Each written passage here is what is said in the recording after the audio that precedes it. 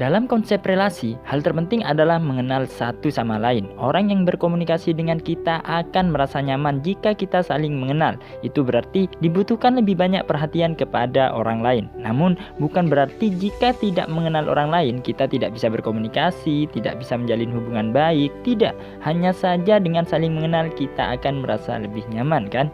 Selain mengenal orang lain, yang pertama harus dilakukan adalah mengenal diri sendiri. Ya, benar. Sayangnya terkadang kita mengabaikan hal tersebut. Banyak yang tidak paham. Sebenarnya kita ini siapa sih? Apa sih kelebihan kita? Apa kekurangan kita? Banyak yang selalu berusaha mengenal orang lain, tapi nyaris tidak pernah mencoba mengenali diri sendiri. Sebagai makhluk biasa di dunia ini, tentu saja kita tidak sempurna. Setiap orang memiliki kelemahannya sendiri dibandingkan yang lainnya. Misalnya, ada orang yang tidak bisa berlari, sementara yang lainnya tidak bisa membaca dengan benar. Sementara yang lainnya bermasalah dengan sebuah penyakit. Ada banyak sekali contohnya untuk hal itu. Apakah kita mengenal seseorang yang memiliki segalanya?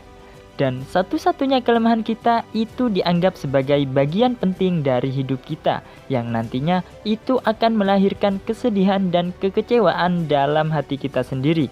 Kelemahan itu entah sebuah cacat bawaan atau diwariskan takdir dengan kelemahan yang sama, di mana seseorang yang terpengaruh olehnya tidak bisa mengalahkannya. Tapi ada juga beberapa orang di mana dengan kebenaran dan kerja keras bisa mengalahkan kelemahan mereka. Lalu, apa sih yang membedakan orang seperti itu dengan yang lainnya? Coba kita pikirkan. Ada jawaban yang sederhana untuk hal itu. Seseorang yang tidak membiarkan kelemahan mengalahkannya dan dia memiliki kerja keras dan kebenaran di dalam hatinya, pasti akan mampu mengalahkan kelemahannya. Dengan kata lain, Tuhan mungkin memberikan satu kelemahan atau mungkin bisa lebih. Namun, itu hanya ditentukan oleh kita sendiri. Begitu yang dikatakan oleh salah satu seorang guru yang luar biasa. Intinya, dengan mengetahui kekurangan dan kelemahan kita, tentu saja kita bisa meminimalisasinya. Oke, sebelumnya mari kita lihat dulu apa sih potensi yang kita miliki dalam diri kita.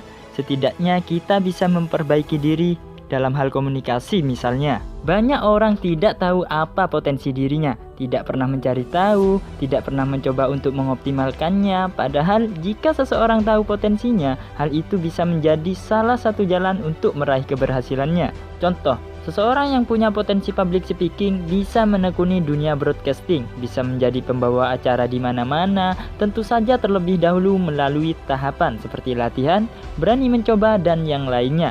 Yang terpenting adalah dia memahami potensi apa yang dia miliki. Kuncinya, kenali diri sendiri dan tanyakan, kita ini siapa sih?